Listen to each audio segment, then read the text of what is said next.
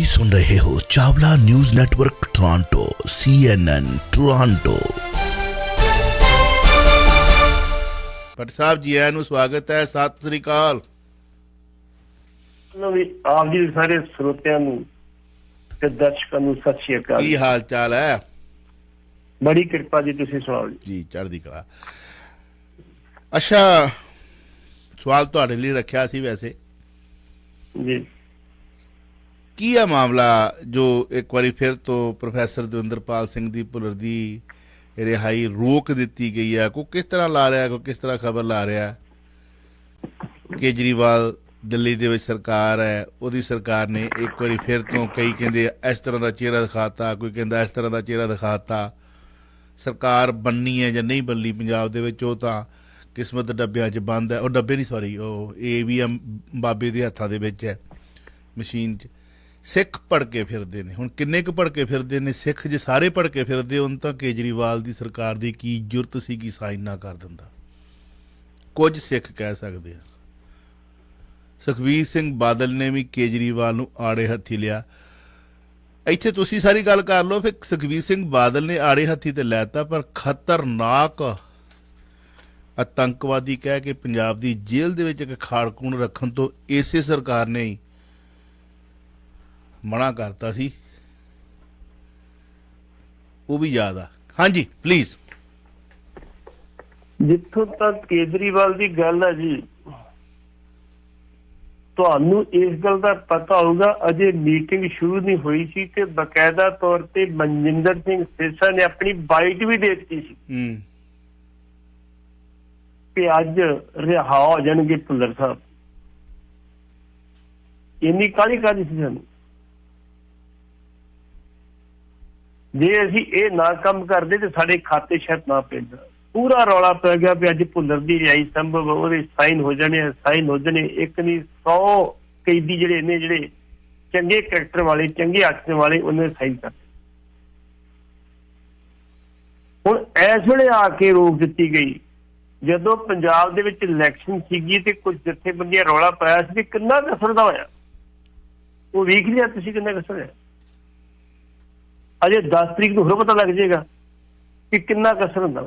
ਕਿੰਨੇ ਕੁ ਲੋਕ ਭੁੱਲਰ ਦੇ ਹੱਕ 'ਚ ਹੈਗੇ ਇੱਥੇ ਜਿਹੜੇ ਕਹਿੰਦੇ ਵੀ ਰਿਹਾਈ ਹੋਣੀ ਚਾਹੀਦੀ। ਬਹੁਤਿਆਂ ਨੂੰ ਤੇ ਪਤਾ ਹੀ ਨਹੀਂ ਭੁੱਲਰ ਕੌਣ ਹੈਗਾ। ਦੀਪ ਪੁੱਛ ਲਓ, ਦੀਪ ਆ ਉਹਨਾਂ ਦਾ ਹੀਰੋ। ਉਹ ਵੀ ਥੋੜੇ ਦਿਨਾਂ ਦੀ ਖੇਡ ਹੈ ਜੀ। ਆਉਣ ਵਾਲੇ ਦਿਨਾਂ 'ਚ ਤੁਸੀਂ ਵੀ ਭੁੱਲ ਜਾਣਾ ਸਮਝ। ਇਹ ਸਾਡੀ ਫਿਤਰਤ ਹੈ। ਭੁੱਲਰ ਦੀ ਜਿਹੜੀ ਕੇਸ ਸੀਗਾ, ਬਕਾਇਦਾ ਤੌਰ ਤੇ ਪਹਿਲਾਂ ਵੀ 2 ਵਾਰੀ ਇਸੇ ਤਰ੍ਹਾਂ ਜਿਹੜਾ ਸੀ ਉਹ ਖਾਰਜ ਕੀਤਾ ਗਿਆ ਸੀ ਇਸ ਕਮੇਟੀ ਦੇ ਵਿੱਚ। ਸੈਂਟੈਂਸ ਰਿਲੀਫ ਕਮੇਟੀ ਜਿਹੜਾ ਬੜਾ ਬੋਰਡ ਬਣਾਇਆ ਇਹਨਾਂ ਨੇ 2020 ਦੇ ਵਿੱਚ। ਹਾਲੀ ਕਿ 2015 ਦੇ ਵਿੱਚ ਭੁੱਲਰ ਨੂੰ ਪਹਿਲੀ ਵਾਰੀ ਪੈਰੋਲ ਮਿਲੀ ਸੀ ਤੇ ਉਹ ਕੇਜਰੀਵਾਲ ਦੇ ਦਸਤਖਤਾਂ ਨਾਲ ਮਿਲੀ ਸੀਗੀ। ਕਿਹਾ ਸੀ ਵੀ ਇਹਨੂੰ ਪੈਰੋਲ ਮਿਲ ਸਕਦੀ ਹੈ। ਜੇ ਹੁਣ ਬਾਕੀ ਸਾਰੇ ਕੈਦੀ ਰਿਹਾ ਸਕਦੇ ਆ, ਸੈਂਟਰਲ ਸਰਕਾਰ ਨੇ ਜਿਹੜਾ 2019 ਚ ਨੋਟੀਫਿਕੇਸ਼ਨ ਕਰ ਦਿੱਤਾ ਗਿਆ ਵੀ ਇਹਨੂੰ ਰਿਹਾ ਕੀਤਾ ਜਾਵੇ 8 ਬੰਦਿਆਂ ਨੂੰ, ਫਿਰ ਅੜਚਨ ਕਾਹਦੀ ਹੈ? ਵਧੀਆ ਸਵਾਲ ਪੁੱਛਿਆ ਸੀ ਰਿਪੋਰਟਰ ਨੇ। ਉਹ ਕਹਿੰਦਾ ਜੀ ਭੁੱਲਰ ਸਾਹਿਬ ਦੀ ਤੁਸੀਂ ਕਹਿ ਦਿੱਤਾ ਵੀ ਰਿਹਾਈ ਹੋ ਰਹੀ ਹੈ ਤੇ ਗੁਰਦੀਪ ਸਿੰਘ ਖੇੜਾ ਦੀ ਕੀ ਕਰ ਰਹੇ ਹੋ ਤੁਸੀਂ? ਜਿੱਥੇ ਤੁਹਾਡੀ ਆਪਣੀ ਸਰਕਾਰ BJP ਸਰਕਾਰ, ਉੱਥੇ ਕੋਈ ਨਹੀਂ ਹੁਣ ਤੱਕ ਰਿਹਾ ਕਰਾਇਆ ਤੁਸੀਂ।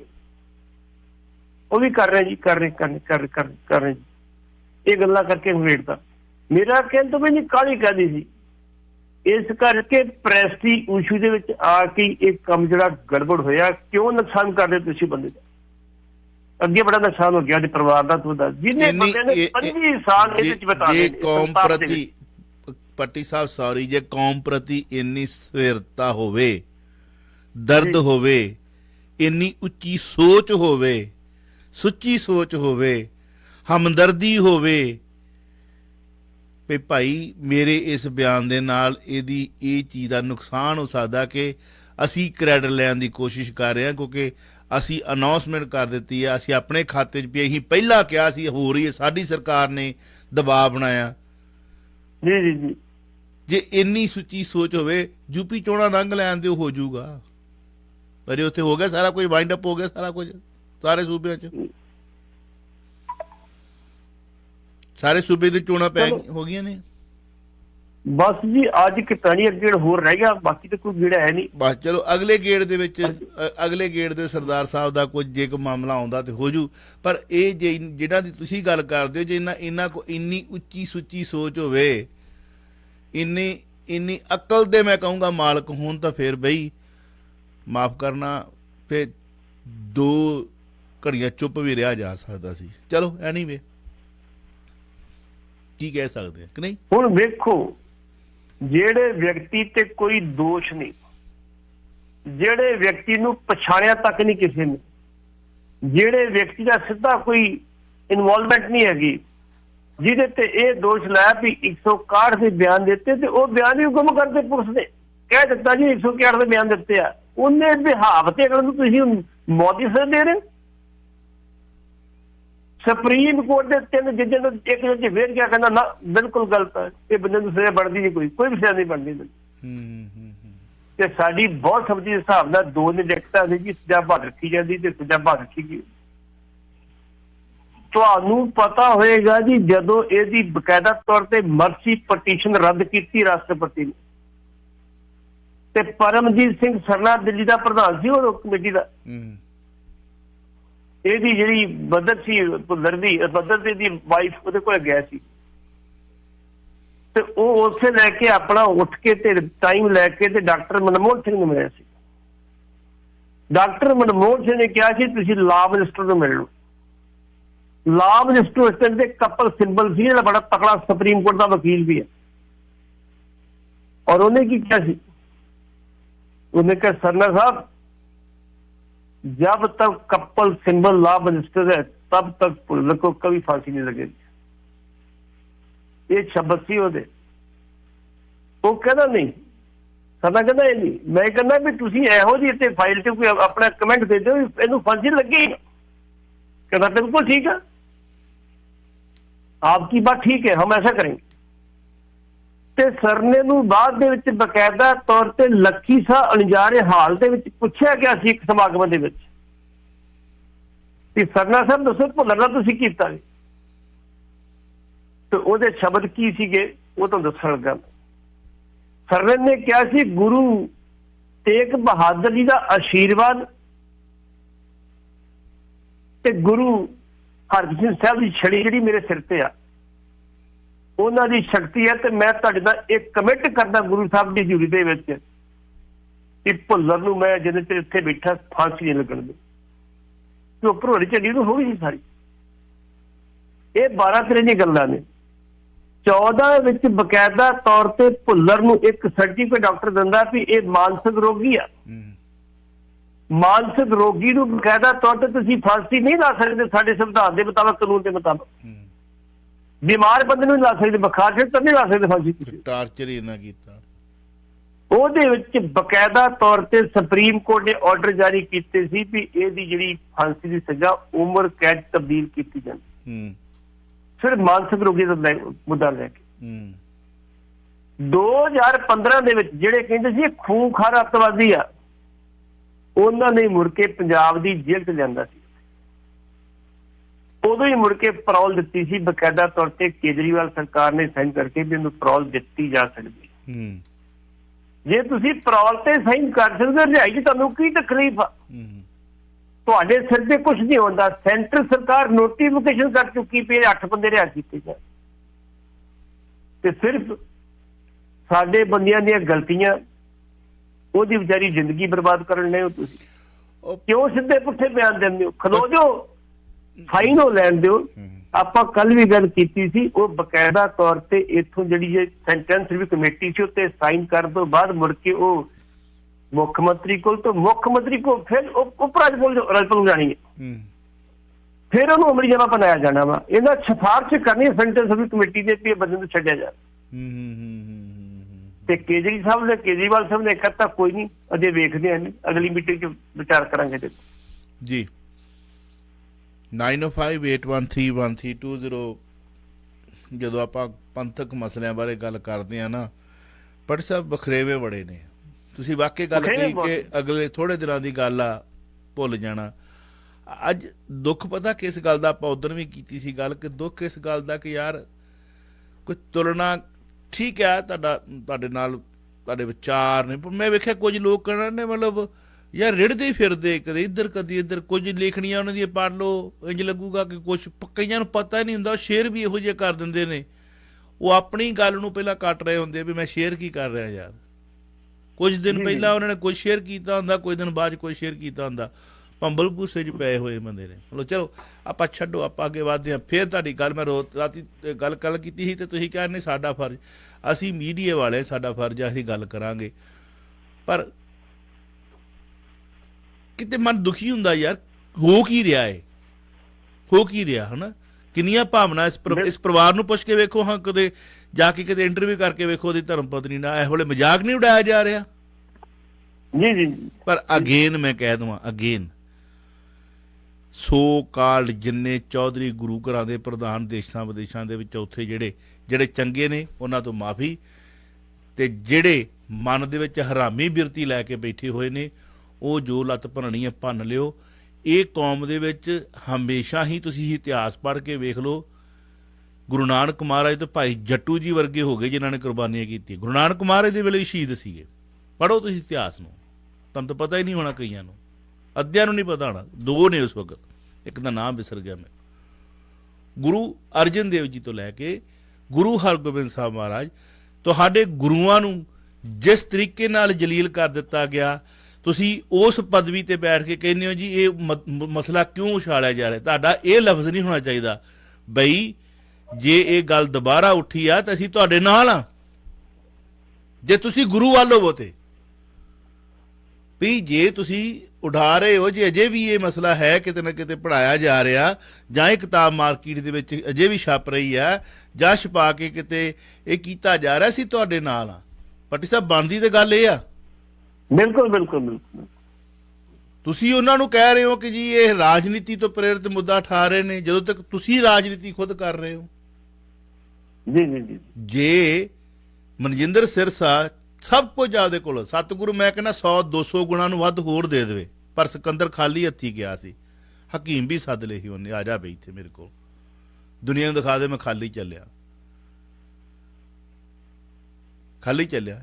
ਅੱਜ ਜਿਸ ਪਹਿਰਾਵੇ ਦੇ ਵਿੱਚ ਸਿਰਸਾ ਸਾਹਿਬ ਤੁਸੀਂ, ਉਹ ਮੈਂ ਤੁਹਾਨੂੰ ਚੈਲੰਜ ਕੀਤਾ ਸੀ, ਪਹਿਲਾਂ ਵੀ ਕੀਤਾ ਸੀ ਨਾ ਆਪਾਂ। ਜੀ ਜੀ ਜੀ। 2 ਕਰੋੜ ਮੇਰੀ ਔਕਾਤ ਨਹੀਂ, ਮੈਂ ਕਿਹਾ ਸੀ ਦਊਂਗਾ। ਉਹ ਬਿਗ ਬੀ ਵਾਲੇ ਮਸਲੇ ਦੇ ਵਿੱਚ ਪੈਸਾ ਵੀ ਕਿਤੋਂ ਇਕੱਠਾ ਨਹੀਂ ਕਰੂੰਗਾ, ਦਿਹਾੜੀਆਂ ਕਰਨੀਆਂ ਪਈਆਂ ਕਰੂੰਗਾ, ਕੀਤਾ ਸੀ ਨਾ ਆਪਾਂ। ਨਹੀਂ, ਬਿਲਕੁਲ ਕੀਤਾ ਸੀ, ਬਿਲਕੁਲ ਕੀਤਾ। ਅੱਜ ਵੀ ਤੁਸੀਂ ਜਿਸ ਪਹਿਰਾਵੇ ਦੇ ਵਿੱਚ, ਜੇ ਤੁਸੀਂ ਉਸ ਗੁਰੂ ਗ੍ਰੰਥ ਸਾਹਿਬ ਦੇ ਵਾਕਿਆ ਹੀ ਨਤਮਸਤਕ ਹੁੰਦੇ, ਜੇ ਆਪਣੇ ਬੱਚਿਆਂ ਨੂੰ ਉਸ ਸੰਦਰਭ ਦੇ ਵਿੱਚ ਸਿੱਖਿਆ ਨਹੀਂ ਦਿੱਤੀ ਨਾ, ਤੇ ਇੱਥੇ ਹੀ ਦੇਖ ਲਿਓ, ਸਭ ਕੁਝ ਇੱਥੇ ਹੀ ਆ, ਇੱਥੇ ਹੀ ਆ ਸਭ ਕੁਝ। ਬਿਲਕੁਲ ਠੀਕ ਹੈ। ਹੀਰੇ ਜਵਾਹਰਾਤ ਦੀਆਂ ਪਲੇਟਾਂ ਹੋਣ ਨਾ ਜੜੀਆਂ ਹੋਈਆਂ, ਸੋਨੇ ਦੇ ਚਿਮਚੇ ਹੋਣ, ਜਿੰਨਾ ਕੁ ਸੋਨੇ ਦੀਆਂ ਸਟੇਨ ਗੰਨਾਂ ਸੀ ਨਾ, ਸੋਨੇ ਦੀਆਂ ਟਾਇਲਟ ਲੱਗੀਆਂ ਸੀ, ਉਹ ਮਿੱਟੀ ਦੇ ਘੁਰਨਿਆਂ ਦੇ ਵਿੱਚੋਂ ਕੱਢ ਕੇ ਸਮੇਂ ਦੇ ਹਾਕਮਾਂ ਨੇ ਮਾਰੇ ਨਾ। ਬਿਲਕੁਲ ਜੀ, ਬਿਲਕੁਲ ਬਿਲਕੁਲ ਬਿਲਕੁਲ। ਮੈਂ ਐਗਜ਼ਾਮਪਲ ਦਿੱਤੀ ਆ। ਤੁਹਾਡੀ ਰੱਬ ਚੜ੍ਹਦੀ ਕਲਾ ਰੱਖੇ, ਤੁਹਾਨੂੰ ਤੰਦਰੁਸਤੀਆਂ ਬਖਸ਼ੇ, ਬੱਚਿਆਂ ਨੂੰ ਐਜੂਕੇਸ਼ਨ ਦਿਓ, ਧਨ ਦੌਲਤ ਤੁਸੀਂ ਕਮਾ ਲਈ, ਬੜੀ ਕਮਾ ਲਈ। ਜੇ ਤੁਹਾਨੂੰ ਇਹ ਨਹੀਂ ਗਿਆਨ ਵੀ ਅਸੀਂ ਇਹ ਬਿਆਨ ਦੇਣ ਨਾਲ ਇੱਕ ਨੌਜਵਾਨ ਬੱਚਾ ਤੇ ਅੱਜ ਉਹਨੂੰ ਕਿੱਥੋਂ ਤੋਂ ਕਿੱਥੇ ਲੈ ਜਾ ਕੇ ਪੜ੍ਹਿਆ ਲਿਖਿਆ, ਤੇ ਉਹਦੇ ਧਰਾਵਾਂ ਕਿਹੜੀਆਂ ਨੇ, ਉਹਦੇ ਲਈ ਰੋੜੇ ਅਟਕਾ ਰਹੇ ਤੁਹਾਡੇ ਬਿਆਨ ਦੇ ਇਸ ਕਾਰਨ, ਤਾਂ ਫਿਰ ਇਹੋ ਜਿਹੀ ਤਾਂ ਰਾਜਨੀਤੀ ਦਾ ਬਈ ਲਾਹਨਤਾਂ ਹੀ ਆ, ਹੋਰ ਕੀ ਹੋ ਸਕਦੀ ਆ। ਕਹਿ ਰਾਣੀ ਭਾਵੁਕ ਹੋ ਜਾਂਦੇ, ਫੇਰ ਮਸਲੇ ਤੇ ਆਉਂਦੇ ਆ, ਅੱਗੇ ਵਧੀਏ। ਸਾਹਿਬ, ਜਦੋਂ ਮਹਾਰਾਜਾ ਰਣਜੀਤ ਸਿੰਘ ਦਾ ਰਾਜ ਗਿਆ ਨਾ, ਸ਼ਾਇਦ ਨਹੀਂ ਪਤਾ ਹੋਊਗਾ, ਸਿੱਖਾਂ ਦੀ ਤੇ ਚਾਈਨਾ ਦੀ ਇੱਕ ਸੰਧੀ ਹੋਈ ਸੀ। ਹੈਗੀ ਆ ਜੀ। ਕੀ ਲਿਖਿਆ ਸੀ ਉੱਥੋਂ ਦੇ ਕਿੰਗ ਨੇ ਉਦੋਂ? ਸਿੱਖਾਂ ਬਾਰੇ ਸ਼ਬਦ ਬੋਲਿਆ ਸੀ ਐਂਪਰਰ ਆਫ ਵਰਲਡ, ਆਪਣੇ ਵਾਸਤੇ ਵਰਤਿਆ ਸੀ ਐਂਪਰਰ ਆਫ ਚਾਈਨਾ। ਜਿਨ੍ਹਾਂ ਨੂੰ ਚਾਈਨਾ ਵਰਗੇ ਕੰਟਰੀ ਨੇ ਉਸ ਟਾਈਮ ਤੇ ਇੰਨਾ ਮਾਣ ਦਿੱਤਾ ਵੀ ਇਹ ਦੁਨੀਆ ਦੇ ਬਾਦਸ਼ਾਹ ਨੇ, ਉਸ ਕੌਮ ਨੂੰ ਸਾਡੇ ਇਹਨਾਂ ਰਹਿਬਰਾਂ ਕੀ ਨਾ ਰੋੜ ਕੇ ਰੱਖਤਾ ਇਹਨਾਂ ਨੇ। ਆਪਾਂ ਪਹਿਲਾਂ ਵੀ ਰੈਬਰ ਨਹੀਂ, ਮੇਰੇ ਮੂੰਹ ਚ ਬਹੁਤ ਕੌੜੇ ਲਫ਼ਜ਼ ਨਿਕਲ ਚੱਲੇ ਸੀਗੇ, ਪਰ ਚਲੋ ਸਤਿਗੁਰ ਕਿਰਪਾ ਕਰੀ ਜਾਂਦਾ। ਵਿਕਾਊ ਬਿਰਤੀ ਵਾਲਿਆਂ ਨੇ, ਤਲਵੇ ਚੱਟਣ ਵਾਲਿਆਂ ਨੇ। ਕੱਲ ਮੈਨੂੰ ਇੱਕ ਫੋਨ ਆਇਆ ਜੀ ਕਿਸੇ ਬੜੇ ਵੱਡੇ ਆਗੂ ਦਾ ਬੀਜੇਪੀ ਦਾ ਜੀ। ਉਹ ਕਹਿੰਦਾ ਪੱਟੀ ਸਾਹਿਬ ਤੁਸੀਂ ਜੱਜ ਕਰ ਸਕਦੇ ਹੋ ਕਿ ਮੈਂ ਬੀਜੇਪੀ ਸ਼ਾਮਲ ਹੁੰਦਾ। ਮੈਂ ਕਿਹਾ ਨਹੀਂ। ਕਹਿੰਦਾ ਮੈਂ ਕਿਉਂ ਸ਼ਾਮਲ ਹੋਇਆ? ਮੇਰੇ ਵਾਸਤੇ ਰਸਤਾ ਕੀ ਸੀ? ਹੋਰ ਸੱਤਾ ਤੋਂ ਬਗੈਰ ਤੁਸੀਂ ਸੇਵਾ ਨਹੀਂ ਕਰ ਸਕਦੇ। ਜੇ ਸੇਵਾ ਕਰਨੀ ਸੱਤਾ ਜ਼ਰੂਰੀ ਹੈ। ਜੇ ਸਾਡੇ ਕੋਲ ਹੁਣ ਕੋਈ ਤਾਕਤ ਹੈਗੀ ਜੀ ਸੇਵਾ ਕਰ ਰਹੇ ਸੀ ਆਪਣੀ ਕੌਮ ਦੀ ਕਰ ਰਹੇ, ਕਿਹਦਾ ਕੰਮ ਨਹੀਂ ਕਰ ਰਹੇ ਸੀ? ਜੇ ਕਹਿੰਦੇ ਆਪਣੀਆਂ ਸੰਸਥਾਵਾਂ ਨੂੰ ਕੋਈ ਕੰਮ ਹੈਗਾ ਦੱਸੋ ਤੁਸੀਂ ਕਰਾਉਣਾ। ਤੁਹਾਡਾ ਪੜ੍ਹਿਆ ਲਿਖਿਆ ਬੰਦਾ, ਰਿਟਾਇਰਡ, ਬੜੇ ਵੱਡੇ ਉਹਦੇ ਤੋਂ। ਮੈਂ ਕਿਹਾ ਚਲੋ ਸੋਚ ਤੁਹਾਡੀ ਠੀਕ ਹੈ, ਵਧੀਆ, ਇਹ ਤਾਂ ਹੋਣਾ ਵੀ ਚਾਹੀਦਾ ਵੈਸੇ। ਠੀਕ ਹੈ, ਆਪਾਂ ਪਹਿਲਾਂ ਤਾਂ ਕਹਿੰਦੇ, ਅੱਜ ਫਿਰ ਕਹਿੰਦੇ। ਉਹਨੇ ਵੀ ਇਹ ਗੱਲ ਕਹੀ, ਮੈਂ ਤੁਹਾਨੂੰ ਦੁਹਰਾਉਣ ਲੱਗਾ। ਉਹ ਕਹਿੰਦਾ ਜੇ ਕਦੇ ਸਾਡੇ ਸਿੱਖ ਆਗੂ ਇੱਕ ਮੰਚ ਤੇ ਅੱਜ ਇਕੱਠੇ ਹੋ ਜਾਣ ਤੇ ਮੋਦੀ ਸਾਹਿਬ ਸਭ ਕੁਝ ਦੇਣ ਵਾਸਤੇ ਤਿਆਰ, ਜਾ ਕੇ ਲੈ ਲਓ, ਤਿਆਰ ਬੈਠੇ ਨੇ। ਤੇ ਜਦੋਂ ਤੁਸੀਂ ਕਹਿੰਦੇ ਜੀ ਮੇਰੇ ਨੰਬਰ ਬਣ ਜਾਣਾ, ਮੈਂ ਲੀਡਰ ਬਣ ਜਾ, ਫਲਾਣਾ ਰਹਿ ਜੇ, ਢਿੰਗੜਾ ਰਹਿ ਜੇ, ਤੂੰ ਲੱਤਾਂ ਖੇਡਦੇ ਹੋ ਤੁਸੀਂ, ਤੇ ਫਿਰ ਤੁਹਾਡੇ ਕੰਮ ਮਸੇਗਾ ਲੱਗ ਕਿੱਥੋਂ ਹੋਣੇ? ਨਹੀਂ ਚਲੋ, ਇਹ ਤਾਂ ਮਿਸਲਾਂ ਦੀਆਂ ਲੜਾਈਆਂ ਤੋਂ ਵੇਲੇ ਲੈ ਲਓ। ਉਦੋਂ ਵੀ ਉਹਨਾਂ ਦੇ ਵਿੱਚ ਜਦੋਂ ਇੱਕ ਚੁੱਲ੍ਹੇ 'ਚ ਖਾਣਾ ਬਣਦਾ ਸੀ, ਤੁਹਾਡਾ ਇਤਿਹਾਸ ਗਵਾਹ ਆ। ਜਦੋਂ ਥੋੜ੍ਹਾ ਜਿਹਾ ਉਹ ਆ ਕੇ ਕੇਜਰੀਵਾਲ ਨੇ, ਸੌਰੀ ਆਪਣੇ ਜ਼ਕਰੀਆ ਖਾਨ ਨੇ ਦੁੱਧ 'ਚ ਕਾਂਜੀ ਪਾ ਦਿੱਤੀ, ਨਵਾਬੀ ਦੇ ਦਿੱਤੀ, ਉਦੋਂ ਭਾਵੇਂ ਤੁਸੀਂ ਇਤਿਹਾਸ ਪੜ੍ਹ ਲਓ ਕਿ ਘੋੜਿਆਂ ਦੀ ਲਿੱਦ ਚੁੱਕਣ ਵਾਲੇ ਨਵਾਬ ਕਪੂਰ ਸਿੰਘ ਨਵਾਬ ਬਣਾ ਦਿੱਤਾ। ਪਰ ਉਹਦੇ ਬਾਅਦ ਨਵਾਬੀ ਉਹਦੇ ਕੋਲ ਖੋਹਣ ਵਾਸਤੇ, ਉਹਦੇ ਕੋਲ ਨਹੀਂ, ਨਵਾਬੀ ਹਥਿਆਉਣ ਵਾਸਤੇ, ਨਵਾਬੀ ਪ੍ਰਾਪਤ ਕਰਨ ਵਾਸਤੇ ਕੀ ਕੁਝ ਨਹੀਂ ਕੀਤਾ, ਕੀ ਕੁਝ ਨਹੀਂ ਕੀਤਾ, ਕੀ ਕੁਝ ਨਹੀਂ ਹੋਇਆ। ਚਲੋ ਛੱਡੋ ਪੱਟੀ ਸਾਹਿਬ, ਬਹੁਤ ਕੁਝ ਆ, ਬਹੁਤ ਕੁਝ ਆ। ਆਪਾਂ 4-5 ਘੰਟੇ ਬੈਠੇ ਰਹੀਏ ਇੱਦਾਂ ਕਾਲਾਂ ਓਪਨ ਕਰ ਦਈਏ, ਭਾਵੇਂ ਜਿਹਨੂੰ ਮਰਜ਼ੀ ਸੱਦ ਲਓ। ਇੱਥੇ ਆਪਾਂ ਮਤਲਬ ਇੰਨਾ ਕੁ ਭਰੇ ਹੈਗੇ ਆ, ਜਵਾਬ ਦੇ ਸਕਦੇ। ਪਰ ਗਲਤ ਆ ਨਾ, ਮਸਲਾ ਇਹ ਆ ਕਿ ਅਸੀਂ ਇਕੱਠੇ ਹੋ ਹੀ ਨਹੀਂ ਸਕਦੇ, ਨਾ ਹੋਣਾ ਆ। ਕੱਲ ਵੀ ਗੱਲ ਕੀਤੀ ਸੀ ਆਪਾਂ, ਨਾ ਹੋ ਹੀ ਸਕਦੇ ਆ। ਜਿਹਨੂੰ ਕੁਛ ਵੀ ਪਤਾ ਨਹੀਂ ਹੁੰਦਾ ਉਹਨੇ ਵੀ ਟਿੰਡ 'ਚ ਕਾਨਾ ਪਾ ਕੇ ਬਹਿ ਜਾਣਾ। ਜੀ ਜੀ ਜੀ, ਜਿਹਨੂੰ ਕੁਛ ਵੀ ਪਤਾ ਨਹੀਂ ਹੁੰਦਾ ਟਿੰਡ 'ਚ ਕਾਨਾ ਪਾ ਕੇ ਬਹਿ ਜਾਣਾ। ਸਾਨੂੰ ਕਿਸੇ ਨੇ ਜਵਾਬ ਦਿੱਤਾ, ਅਜੇ ਤੱਕ ਆਪਾਂ ਉਦੋਂ ਪੁੱਛਿਆ ਸੀ, ਕਿਸੇ ਨੇ ਵੇਖਿਆ ਸਾਰਿਆਂ ਨੇ, ਪਰ ਪਤਾ ਕੰਨੀ ਲਪੇਟ ਲੈਣੀ, ਵੱਧ ਤੋਂ ਵੱਧ 2 ਗਾਲਾਂ ਹੀ ਕੱਢ ਦੇਣਗੇ। ਆਪਾਂ ਕਾਲਰ ਨੇ, ਅਗਲੀ ਕਾਲ ਲੈ ਲੈਣੇ ਆ, ਦੇਖਦੇ ਆ ਕੀ ਕਹਿਣਾ ਚਾਹੁੰਦੇ। ਹੈਲੋ ਸਰ, ਸਤਿ ਸ਼੍ਰੀ ਅਕਾਲ ਜੀ। ਸਤਿ ਸ਼੍ਰੀ ਅਕਾਲ। ਸਤਿ ਸ਼੍ਰੀ ਅਕਾਲ ਪੱਟੀ ਸਰ ਜੀ। ਸਤਿ ਸ਼੍ਰੀ ਅਕਾਲ। ਮੇਰਾ ਸਵਾਲ ਸੀਗਾ, ਆਪਾਂ ਦੇਖ ਰਹੇ ਆ ਪਿਛਲੇ 4-5 ਸਾਲਾਂ ਤੋਂ ਪੰਜਾਬ ਦੇ ਨਾਲ ਜਿਹੜਾ ਜੋ ਕੁਝ ਵਾਪਰ ਰਿਹਾ ਵਾ, ਜੋ ਘਟਨਾਵਾਂ ਵਾਪਰ ਰਹੀਆਂ। ਪਹਿਲਾਂ ਪੰਜਾਬ ਵੈਸੇ ਦੇ ਮੁੱਦੇ 'ਚ ਫਸਿਆ ਸੀਗਾ, ਉਸ ਤੋਂ ਬਾਅਦ ਬਰਗਾੜੀ ਕਾਂਡ, ਬੇਅਦਬੀ ਕਾਂਡ ਸ਼ੁਰੂ ਹੋ ਗਏ। ਉਸ ਤੋਂ ਬਾਅਦ ਜਿਹੜਾ ਵਾ ਕਿ ਸੈਂਟਰ ਦੀਆਂ ਜਿਹੜੀਆਂ ਖੋਜੀਆਂ ਚਾਲਾਂ ਸੀਗੀਆਂ, ਕਿਸਾਨੀ ਸੰਘਰਸ਼ ਆ ਗਿਆ। ਉਸ ਤੋਂ ਬਾਅਦ ਜਿਹੜਾ ਕਿ BSF ਵਾਲਿਆਂ ਦੀ ਪੰਜਾਬ ਦੇ ਵਿੱਚ ਉਹਨਾਂ ਦੀ ਜਿਹੜੀ ਰੇਂਜ ਲਿਮਟ ਆ ਉਹ 50 ਕਿਲੋਮੀਟਰ ਦੇ ਅੰਦਰ ਕਰ ਦਿੱਤੀ ਗਈ। ਹੁਣ ਅੱਜ ਕੱਲ੍ਹ ਦੀ ਲੇਟੈਸਟ ਨਿਊਜ਼ ਸੀ, ਪੰਜਾਬ ਦਾ ਪਾਣੀ ਦੇ ਉੱਤੇ ਹੀ ਸੈਂਟਰ ਸਰਕਾਰ ਕਬਜ਼ਾ ਕਰਨ ਨੂੰ ਫਿਰਦੀ ਆ। ਸੋ ਪੰਜਾਬ ਦੇ ਨਾਲ ਇਹ ਵਿਤਕਰਾ ਪਹਿਲਾਂ ਵੀ ਹੁੰਦਾ ਆਇਆ ਤੇ ਹੁਣ ਵੀ ਹੁੰਦਾ ਤੇ ਅੱਗੇ ਵੀ ਹੁੰਦਾ ਰਹੇਗਾ। ਤੇ ਇਹ ਸੋਚੀਆਂ ਸਮਝੀਆਂ ਕੋਝੀਆਂ ਚਾਲਾਂ ਨੇ ਸੈਂਟਰ ਸਰਕਾਰ ਦੀਆਂ, ਤਾਂ ਕਿ ਚਾਹੇ ਕਾਂਗਰਸ ਆ ਜਾਏ ਜਾਂ BJP ਆ ਜਾਏ, ਪੰਜਾਬ ਨੂੰ ਕਦੇ ਵੀ ਕਿਸੇ ਸਰਕਾਰ ਨੇ ਮਾਨਤਾ ਨਹੀਂ ਦਿੱਤੀ। ਸਾਨੂੰ ਇੱਕ ਸੂਬਾ ਜਿਹੜਾ ਨੰਬਰ 1 ਸੂਬਾ ਸੀ, ਅੱਜ 17 ਜਾਂ 18ਵੇਂ ਸਥਾਨ ਤੇ ਪਹੁੰਚ ਚੁੱਕਾ ਵਾ। ਇਹਦੇ ਬਾਰੇ ਮੈਂ ਤੁਹਾਡੇ ਵਿਚਾਰ ਜਾਣਨਾ ਚਾਹੂੰਗਾ। ਬੜੀ ਭਾਜੀ, ਫਿਰ ਤੇ ਰੋਜ਼ ਹੀ ਅਸੀਂ ਤਾਂ ਲੰਬੀਆਂ ਗੱਲਾਂ ਇੱਥੇ ਕਰਦੇ ਹਾਂ। ਸ਼ਾਇਦ ਤੁਸੀਂ ਪਹਿਲੀ ਵਾਰੀ ਮੇਰੇ ਖਿਆਲ 'ਚ ਆਉਣ ਆਏ ਹੋ, ਇਹ ਸਵਾਲ ਤੁਸੀਂ ਪਹਿਲੀ ਵਾਰੀ ਕੀਤਾ ਜਾਂ ਪਹਿਲੀ ਵਾਰੀ ਸੁਣ ਰਹੇ ਹੋ ਲੱਗਦਾ ਮੈਨੂੰ। ਇਹ ਤਾਂ ਰੋਜ਼ ਹੀ ਕਹਾਣੀ ਹੁੰਦੀ ਸਾਡੀ। ਇਹਦੇ ਤੇ ਰੋਜ਼ ਆ ਜਿਹੜਾ ਪਹਿਲਾਂ ਵੀ ਤਵਾ ਲੱਗ ਚੁੱਕਾ ਵਾ, ਪਹਿਲੀ ਵੀ ਗੱਲ ਹੋ ਚੁੱਕੀ, ਸਾਰੀ ਦਾ ਨਿਚੋੜ ਹੀ ਇਹ ਆ। ਹੁਣ ਸਾਰੇ ਪੰਜਾਬੀਆਂ ਦਾ ਮਸਲਾ ਹੈ। ਜਿਹੜਾ ਪਾਣੀ ਦੀ ਤੁਸੀਂ ਗੱਲ ਕੀਤੀ ਆ ਨਾ, ਹਾਂਜੀ, ਤੁਸੀਂ ਜੇ ਅਨੰਦਪੁਰ ਸਾਹਿਬ ਦੇ ਤੁਹਾਡਾ ਦੀਪ ਸਿੱਧੂ ਅੱਜ ਉੱਠਿਆ, ਮਤਲਬ ਅਸੀਂ ਤੇ 97 ਤੋਂ, ਮੈਂ ਕਹਿੰਦਾ ਕਿੰਨਿਆਂ ਨੂੰ ਪਤਾ ਵਾ ਤੁਹਾਡੇ ਆਪਣੇ 97 ਦੇ ਵਿੱਚ 1997 ਤੋਂ ਮੈਂ ਰੌਲਾ ਪਾਉਣਾ, ਕਿੰਨਿਆਂ ਨੂੰ ਪਤਾ ਤੁਹਾਡਾ ਅਨੰਦਪੁਰ ਸਾਹਿਬ ਦੇ ਮਤੇ ਦਾ? ਨਹੀਂ, ਬਿਲਕੁਲ ਸਹੀ ਗੱਲ ਹੈ ਸਰ। ਗੱਲ ਇਹ ਹੈ ਕਿ ਸਾਡੀ ਗੱਲ ਦਾ ਵਜਨ ਨਹੀਂ ਆ। ਮੇਰੇ ਮਗਰ ਸਿੱਧੂ ਨਹੀਂ ਲੱਗਾ, ਰੰਧਾਵਾ ਨਹੀਂ ਲੱਗਾ, ਬਾਜਵਾ ਨਹੀਂ ਲੱਗਾ, ਬਰਾੜ ਨਹੀਂ ਲੱਗਾ, ਚਾਵਲਾ ਆ।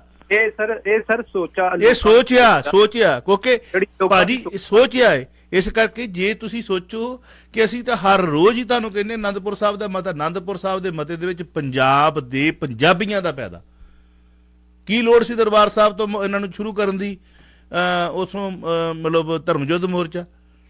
ਆਨੰਦਪੁਰ ਸਾਹਿਬ ਦੇ ਇੱਕ ਮੀਟਿੰਗ ਹੋਈ, ਆਨੰਦਪੁਰ ਸਾਹਿਬ ਦਾ ਨਾਂ ਰੱਖ ਗੋਪਾਟੀ ਸਾਹਿਬ, ਇਹੀ ਗੱਲ ਹੋਈ। ਬਿਲਕੁਲ ਜੀ ਬਿਲਕੁਲ। ਗੋਲ ਮੇਜ਼ ਕਾਨਫਰੰਸ ਕੀ ਸੀਗੀ? ਟੇਬਲ ਸੀ, 4 ਜਣੇ ਬੈਠੇ, 10 ਬੈਠੇ ਸੀਗੇ। ਅੰਗਰੇਜ਼ਾਂ ਨਾਲ ਗੋਲ ਮੇਜ਼ ਕਾਨਫਰੰਸ ਮਸ਼ਹੂਰ ਹੋ ਗਈ। ਸਾਰੀ ਉਮਰ ਲੋਕੀ ਇਹੀ ਸੋਚਦੇ ਨੇ ਗੋਲ ਮੇਜ਼ ਕਾਨਫਰੰਸ ਕੀ ਸੀਗੀ। ਉੱਥੇ ਗੋਲ ਮੇਜ਼ ਕਾਨਫਰੰਸ ਉਹਦੇ 'ਚ ਕੌਣ ਬੈਠੇ ਸੀ?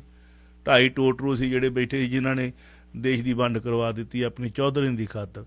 ਪਤਾ ਲੱਗਾ ਤੇ ਉਦੋਂ ਬਾਅਦ ਖੋਜ ਕਰਕੇ ਵੇਖੋ ਉਹਨਾਂ ਦੀਆਂ ਧਨ ਦੌਲਤਾਂ ਜਿਹੜੀਆਂ ਸੀ ਉਹ ਦੂਜੇ ਪਾਸੇ ਸੀ, ਜਿੱਥੇ ਲੀਕ ਮਿਲੀ ਸੀ ਉਹਨਾਂ ਨੇ ਕਹਿ ਕੇ ਫਰਵਾ ਲਈ ਵੀ ਜੇ ਨਨਕਾਣਾ ਸਾਹਿਬ ਜਾਂਦਾ ਜਾਣ ਦਿਓ, ਕਰਤਾਰਪੁਰ ਸਾਹਿਬ ਜਾਂਦਾ ਜਾਣ ਦਿਓ, ਪਰ ਸਾਡਾ ਏਰੀਆ ਨਾ ਜਾਣ ਦਿਓ। ਸਾਨੂੰ ਘੁਮਾ ਵੀ ਸਕਦੇ ਸੀ ਅਗਲੇ, ਘੁੰਮਣ ਨੂੰ ਕੀ ਸੀ, ਨਹੀਂ ਘੁੰਮ ਨਹੀਂ ਸਕਦਾ ਸੀ।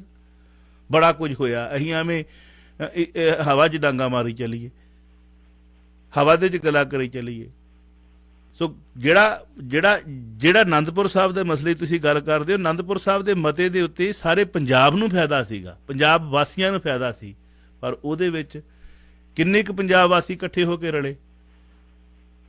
ਮੈਂ ਤੇ ਉਦੋਂ ਦਾ ਕਹਿਣਾ ਕਿ ਇੱਕ ਜਥਾ ਚੱਲਦਾ ਦਰਬਾਰ ਸਾਹਿਬ ਤੋਂ, ਇੱਕ ਉੱਥੋਂ ਚੱਲਦਾ ਆਪਣੇ ਦਰਗਿਆਨਾ ਮੰਦਿਰ ਤੋਂ। ਪੰਜਾਬ ਦੇ ਮਸਲੇ ਸੀ ਨਾ, ਕਿਉਂ ਭੱਟੀ ਸਾਹਿਬ? ਬਿਲਕੁਲ ਜੀ, ਮਸਲੇ ਪੰਜਾਬ ਦੇ, ਲੇਕਿਨ ਸਮਝਾ ਨਹੀਂ ਸਕੇ ਨਾ ਮਸਲੇ ਨੂੰ ਆਪਣੇ ਨੂੰ।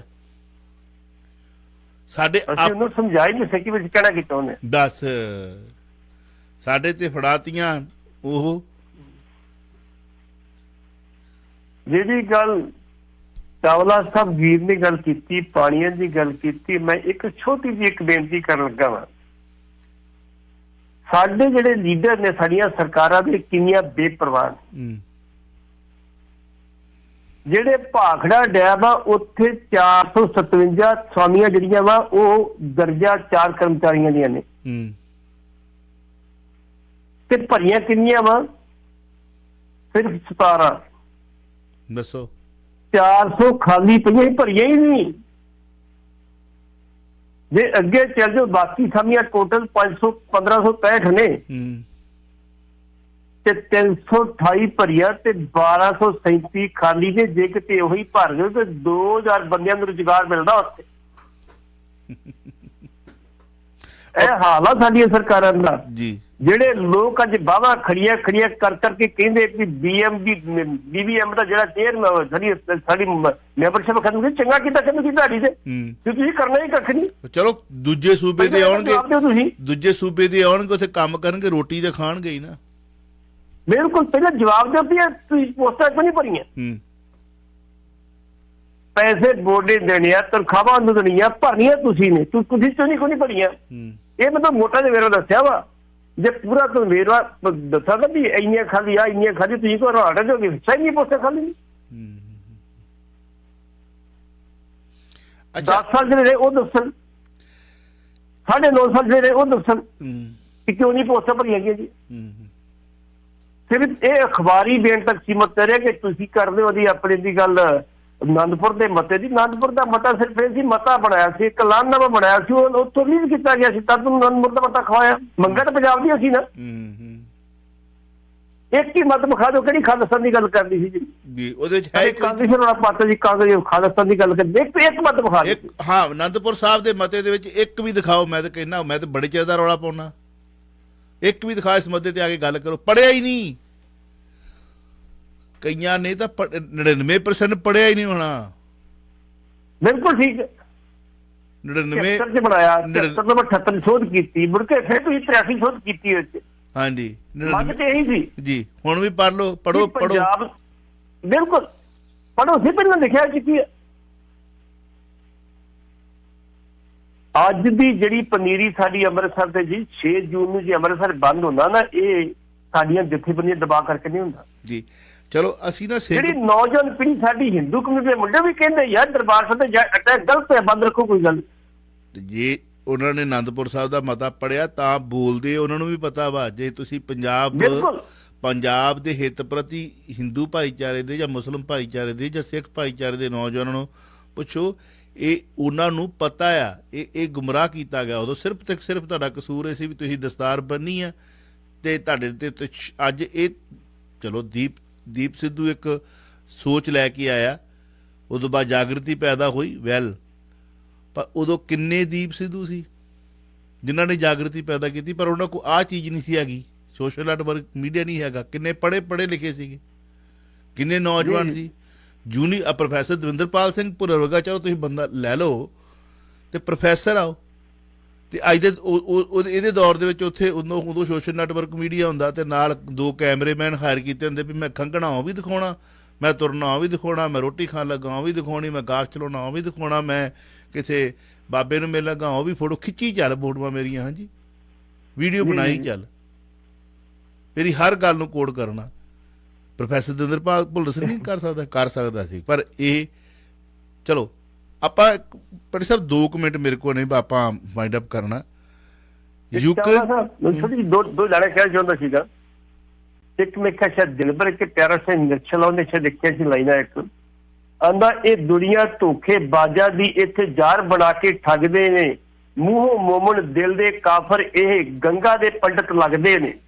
ਇਹ ਸਾਡੇ ਲੀਡਰ ਗੰਗਾ ਦੇ ਪੰਡਤ ਲੱਗਦੇ ਵੇਖੋ ਜੀ, ਤੇ ਅੱਜ ਕਹਿ ਕੇ ਵੇਖੋ ਹਾਂ ਤੁਸੀਂ ਸਾਡੇ ਸਾਹਮਣੇ ਕਹਿਣ ਨਹੀਂ ਚੱਲ ਜੂ ਗੱਲ, ਇਹਨਾਂ ਕੋਲੇ ਕੋਈ ਗੱਲ ਨਹੀਂ, ਆਪੇ ਅੱਜ ਕਹਿ ਕੇ ਵੇਖੋ, ਲੋੜ ਤੇ ਮੂੰਹ ਤੇ ਕਹਿ ਦਿਆਂਗੇ, ਅੱਜ ਕਹਿ ਕੀ ਹੋਊਗਾ। ਅੱਜ ਕੇ ਜਿਹੜਾ ਤੁਸੀਂ ਸੰਤ ਸਮਾਜ ਹਰ ਕੇ ਸੰਤ ਨਾ ਆਖੀਏ, ਬਨਾਰਸ ਕੇ ਠੱਗ, ਬਿਲਕੁਲ ਬਨਾਰਸ ਕੇ ਠੱਗ, ਠੀਕ ਗੱਲ। ਗੁਰੂ ਨਾਨਕ ਨੂੰ ਨਫ਼ਰਤ ਕਿਉਂ ਕਰਦੇ ਆ? ਕਹੋ ਪੰਡਤ ਸੁੱਚਾ ਕੌਣ ਥਾਂ ਜਹਾਂ ਬੈਸ ਨੂੰ ਭੋਜਨ ਖਾਓ। ਪੰਡਤ ਨੂੰ ਪੁੱਛਦੇ ਸੁੱਚਾ ਥਾਂ ਦਾ, ਉਹ ਕਹਿੰਦਾ ਇੰਦਰੀ ਝੂਠੀ, ਚੁੱਲ੍ਹਾ ਝੂਠਾ, ਚੌਂਕਾ ਝੂਠਾ। ਅੱਜ ਜਿਹੜੇ ਨਾਲ ਤੁਸੀਂ ਫਿਰ ਗੱਲ ਫਿਰ ਉੱਥੇ ਆ ਜਾਣੀ, ਜੇ ਅਸੀਂ ਕਹਿ ਦਈਏ ਵੀ ਉਹ ਦੁੱਧ ਨਾਲ ਮੂਰਤੀਆਂ ਦਾ ਇਸ਼ਨਾਨ ਕਰਾਉਂਦੇ ਤੇ ਸਾਡੇ ਜਿਹੜਾ ਪੱਥਰ ਦੇ ਉੱਤੇ ਦੁੱਧ ਡੋਲੀ ਜਾਂਦੇ, ਫੇਰ ਪੰਗਾ ਪੈ ਜਾਣਾ। ਬਿਲਕੁਲ ਜੀ, ਬਿਲਕੁਲ ਬਿਲਕੁਲ। ਗੱਲ ਤੇ ਸੁੱਚਤਾ ਦੀ ਆ ਗਈ, ਗੱਲ ਕੈਮੀਕਲ ਦੀ ਨਹੀਂ ਆਈ, ਗੱਲ ਸੁੱਚਤਾ ਦੀ ਆ ਗਈ। ਇਸ ਜਨਮ ਕੋ ਇਸ ਮਨ ਕੋ ਜਨਮ ਕੀ ਮੈਲ ਨਹੀਂ ਕਿਹਾ ਬਾਬੇ ਨੇ, ਮਲ ਲਾਗੀ। ਇਹਨੂੰ ਗਿਆਨ ਦਾ ਕੂਚਾ ਫੇਰਨਾ ਪੈਣਾ ਆ, ਗਿਆਨ ਦੇ ਕੂਚੇ ਦੀ ਲੋੜ ਆ ਇੱਥੇ। ਛੋਟੀ ਜੀ ਉਹ ਨਹੀਂ ਹੈਗੀ ਕੱਪੜੇ ਦਾ ਸਾਬਣ ਨਾਲ ਤੇ ਹੱਥ ਵੀ ਧੋਤੇ ਜਾਂਦੇ, ਇੱਥੇ ਦਿਮਾਗ ਦੇ ਉੱਤੇ ਮਲ ਜੰਮੀ ਹੋਈ ਆ, ਮਲ।